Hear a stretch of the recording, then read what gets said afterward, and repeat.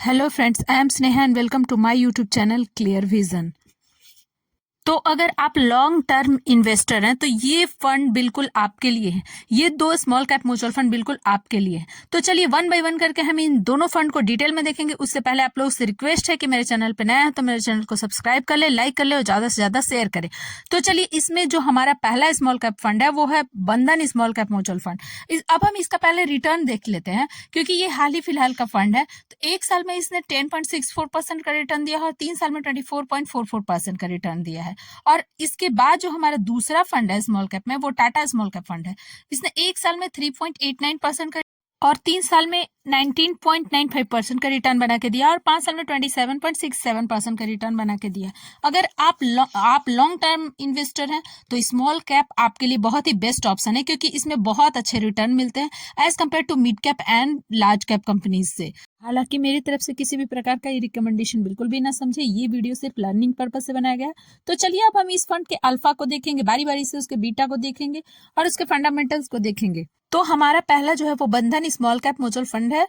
इसका अल्फा जो है वो 7.92 वर्सेस कैटेगरी का जो अल्फा है वो 2.70। यानी इसका मतलब ये है कि अल्फा जो शो करता है वो है कि आपका जितना कैटेगरी से ऊपर रहेगा उतना अच्छा रिटर्न मिलेगा, यानी कि बेटर रिस्क एडजस्टेड रिटर्न यहाँ से मिलता है। और टाटा स्मॉल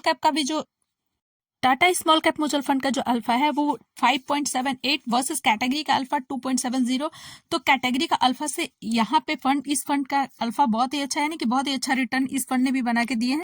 अब हम इन दोनों फंड के बीटा को देखेंगे तो बंधन स्मॉल कैप फंड का जो बीटा है 0.90 है वर्सेस कैटेगरी का जो बीटा है वो 0.83। यानी कि कैटेगरी का बीटा से अगर हमारे फंड का बीटा जितना ज्यादा रहेगा वो ज्यादा हाई वॉलेटिलिटी को शो करेगा और जितना कम रहेगा कैटेगरी का बीटा से हमारा फंड का बीटा तो उतना ही अच्छा रहेगा। इसका मतलब ये है कि हमारा फंड का जो बीटा है वो अगर हमारे कैटेगरी का बीटा से जितना कम रहेगा उतना कम वोलेटाइल वो फंड रहेगा। तो टाटा स्मॉल कैप फंड का जो बीटा है 0.75 है वर्सेस कैटेगरी का जो बीटा है 0.83 है। यानी कि फंड कैटेगरी का जो बीटा है उससे ये फंड का बीटा जो है वो कम है, यानी कि कम वोलेटाइल है। तो बीटा हमें ये वॉलेटिलिटी को दिखाता है, शो करता है। तो चलिए अब हम इसके फंडामेंटल्स को। तो बंधन स्मॉल कैप का जो फंड साइज है वो 9,236 रुपीज 0.21 करोड़ का है। वहीं पे इसका एक्सपेंस रेशियो जो है वो 0.45% का है। वहीं पे इसका लॉन्च डेट जो है वो 25 फरवरी 2020 का है, यानी कि काफी कम टाइम ही हुआ है इस फंड का। अब दूसरा जो हमारा फंड है टाटा स्मॉल कैप, उसका जो फंड साइज है वो 8,883.39 करोड़ का है। वहीं पे इसका expense ratio as compare to Bandhan small cap बहुत ही कम है, 0.36% का। वहीं पे इसका लॉन्च डेट जो है वो 12 नवंबर 2018 का है, यानी कि इससे थोड़ा सा ज्यादा टाइम हुआ है, 2 साल पहले का ये फंड है। इन दोनों फंड में हम मिनिमम SIP जो है वो 100 रुपीज से स्टार्ट कर सकते हैं। तो चलिए अब हम इसके सेक्टर एलोकेशन को देखेंगे दोनों फंड का।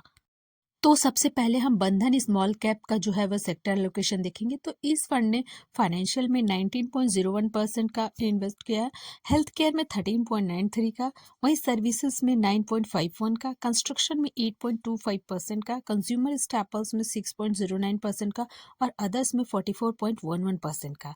वहीं पे टाटा स्मॉल कैप फंड ने केमिकल्स में 13.22% का इन्वेस्ट किया है, फाइनेंशियल्स में 13.09 का, सर्विसेज में 13.01% का, हेल्थ केयर में 10.91% का और कैपिटल गुड्स में जो है वो 9.25 का और अदर्स में 40.52% का, यानी कि अदर सेक्टर में एलोकेट किया है इन दोनों फंड ने।